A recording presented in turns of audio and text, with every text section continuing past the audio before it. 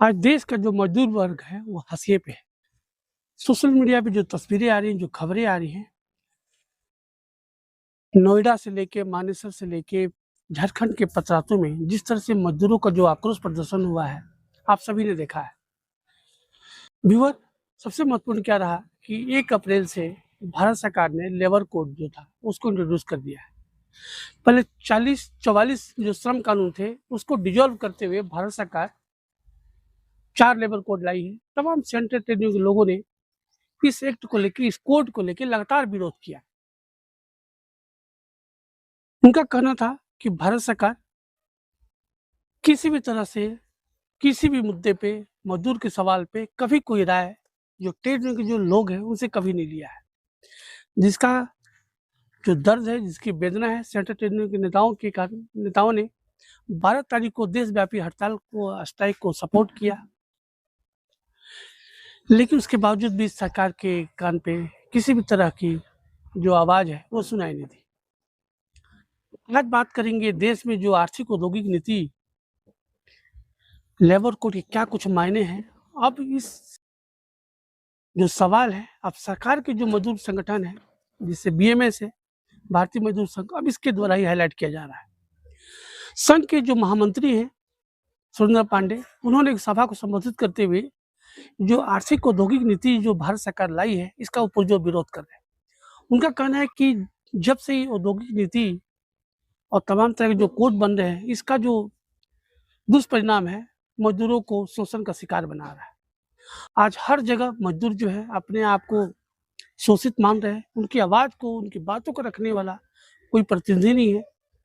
कई तरह की कानूनी जो दाव पेच है उसके तहत मजदूर फंस चुके हैं।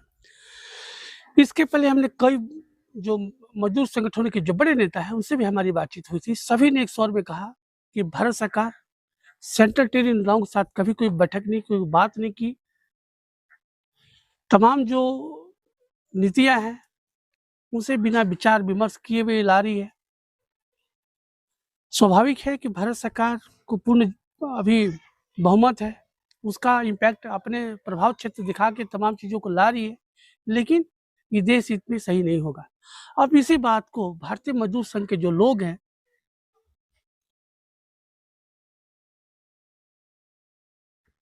भारतीय मजदूर संघ के जो लोग हैं, जो बड़े नेता हैं, अब वो भी विरोध में सरकार के लामबंदी तेज कर दिया है, जिसका कि इम्पैक्ट आने वाले समय में दिखाई देगा। बहरहाल, जो 10 सेंट्रल ट्रेड यूनियन ने जो 12 तारीख को देशव्यापी स्ट्राइक की घोषणा की थी, जिसमें एटक था, सीटू, एचएमएस, इंटक, तमाम जो सरीखे बड़े ट्रेड यूनियन जो संगठन है, जो मजदूरों की आवाज़ को बुलंदी से रखते आए हैं, अब बीएमएस भी साथ में आ गया है। अब बहरहाल अब देखना होगा तमाम मुद्दों पे आगे जो भारत सरकार है, जो श्रम विभाग है, वो चीज़ों को कैसे देखता है, क्योंकि सभी का आरोप है कि तमाम जो कानून बन रहे हैं पूंजीपतियों को ध्यान में रखते हुए, जो कॉर्पोरेट हाउसेस हैं उनको सपोर्ट करने के लिए और मजदूरों को दरकिनार करने के लिए ये तमाम तरह के जो कोड हैं, जो एक्ट है, जो नीतियाँ बन रही हैं, उसको ध्यान में रख के बनाई जा रही है। कई गंभीर आरोप भारतीय मजदूर संघ के जो नेता हैं, जो महामंत्री हैं, उन्होंने लगाया है अपनी ही सरकार। आप सभी जानते हैं कि भारतीय मजदूर संघ भारतीय जनता पार्टी का ही एक मजदूर इकाई है, जो देश स्तर पे मजदूरों की आवाज़ को बुलंदी से रखते आया है। आज उसी के नेता भारत सरकार की जो नीतियां हैं उसका विरोध कर रहे हैं। सुनते हैं सुरेंद्र पांडे को उन्होंने क्या कुछ कहा है भारत सरकार को लेके तमाम मजदूरों के शोषण के खिलाफ में। मित्रों, 1991 में आज जो कष्ट आप देख रहे हैं, ऑर्गेनाइज सेक्टर का ये कष्ट 1991 में प्रारंभ हुआ। नई आर्थिक औद्योगिक नीति आई, नए प्रकार के दरवाजे खोले गए, WTO आया, टंकल आया, गैट आया, ठेकाकरण आया, पिनमेस आया, FDI आया, ये सब उसकी उपज है। काश सरकारों ने उसके दुष्परिणामों को समझा होता, इलाज किया होता तो आज ये समस्याएं नहीं खड़ी होती। लेकिन सरकारों ने दुष्परिणाम को समझने की बजाय उसको लागू करने पर जोर दिया, और आज लागू करते करते पहले यूपीए की सरकार, और मन से बोलते हुए मुझे कष्ट हो रहा है कि एनडीए की सरकारों ने भी उसको समझने के बजाय बड़ी तेजी से उसको लागू किया और परिणाम आज हमारे सामने है। देश में बेकारी बढ़ रही है, बेरोजगारी बढ़ रही है, मिलबंदी बढ़ रही है, तालाबंदी बढ़ रही है, लोगों के हाथों का रोजगार निकल रहा है, सारे उद्योगों का विनिवेश हो रहा है। एफडीआई के माध्यम से सारे उद्योग बड़े उद्योगपतियों को बेचे जा रहे हैं, सारे उद्योग में कॉन्ट्रैक्टर लेबर बढ़ रहा है, स्कीम वर्कर को परमानेंट एम्प्लॉय का दर्जा नहीं किया जा रहा है, आशा वर्कर को जो है मानदेय नहीं दिया जा रहा है, डोमेस्टिक वर्कर को वेतन के दायरे में नहीं लाया जा रहा है। अनेक और अनेक प्रकार की समस्या ये है। मैं बड़ी बड़ी विनम्रता से सरकार से निवेदन करना चाहता हूं, ये रोग नहीं है जो मैं कह रहा हूं, ये रोग का लक्षण है। सरकार को समझना चाहिए।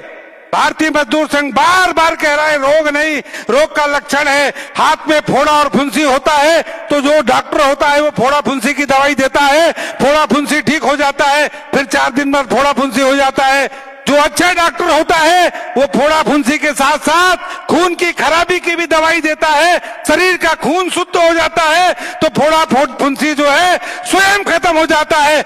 ऐसे ही नई आर्थिक औद्योगिक नीति को समझ करके आज की वर्तमान सरकार को जो बड़ी दम्भ भरती है कि हम स्वदेशी की विचारधारा के पूरक है, स्वचिंतन के आधार पर चलने वाले हैं, तो मैं सरकार को आमंत्रित करता हूं, आइए बैठिए टेबल पर, नई आर्थिक औद्योगिक नीति के बारे में खुलकर चर्चा करिए।